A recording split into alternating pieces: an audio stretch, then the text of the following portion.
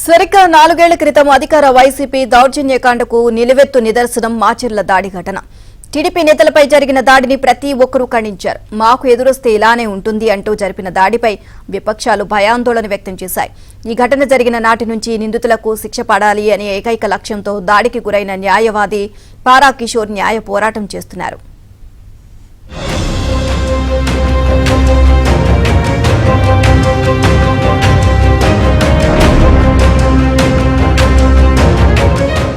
ఏపీలో స్థానిక సంస్థల ఎన్నికల్లో టీడీపీ అభ్యర్థులను నామినేషన్ కూడా వేయనివ్వకుండా వైసీపీ మూకలు అడ్డుపడ్డాయి. పల్నాడు జిల్లా మాచర్లలో టీడీపీ నేతలను బెదిరించడంతో వారితో చర్చించేందుకు పార్టీ తరపున బోండా ఉమా, బుద్ధ వెంకన్నతో పాటు న్యాయవాది పారా కిషోర్ మాచర్ల వెళ్లారు.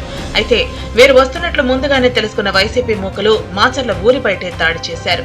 టీడీపీ నేతల కారును వెంబడించి మరీ కర్రలు, రాళ్లతో దాడి చేశారు. ఈ దాడిలో టీడీపీ నేతలతో పాటు పారా కిషోర్ తీవ్రంగా గాయపడ్డారు. ఈ దాడి ఘటన రాష్ట్రంలో సంచలనంగా మారింది.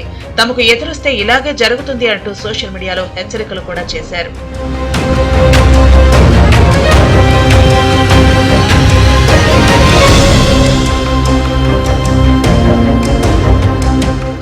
ఏపీలో పరిస్థితులకు ఈ ఘటన అద్దం పడుతుందని విపక్షాలు విమర్శలు చేశాయి.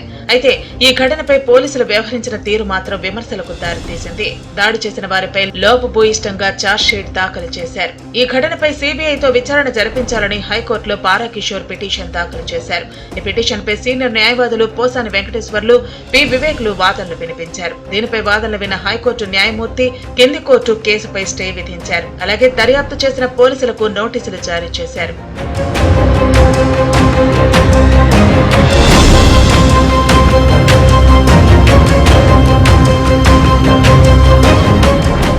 రాష్ట్రంలోనే సంచలనం సృష్టించిన మాచర్ల దాడి ఘటనలో బాధితులను పోలీసులు విచారించలేదు. అలాగే కారు డ్రైవర్ను సాక్షిగా నమోదు చేయలేదు.